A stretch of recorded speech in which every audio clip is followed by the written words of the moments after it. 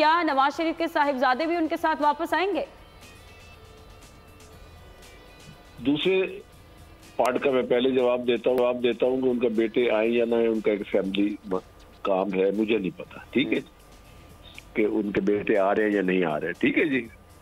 और जहां तक उनकी वापसी की बात है तो अल्हम्दुलिल्लाह हमारी पार्टी ने तमाम पूरे पाकिस्तान में और बिलखसूस पंजाब में, और उसके बाद मेरा क्योंकि साउथ पंजाब से ताल्लुक है तो हम लोगों ने यूनियन काउंसिल के लेवल से हमने उनके इस्तकबाल की तैयारी शुरू कर दी है। ठीक है। और हर यूनियन काउंसिल से यूसी लेवल से कम हमें साउथ पंजाब से जो पार्टी की पॉलिसी है उसके मुताबिक कम से कम हमने 200 आदमी लेके जाना है। ठीक है जी। तो तकरीबन एक सूबाई हल्के से 2000 बंदा।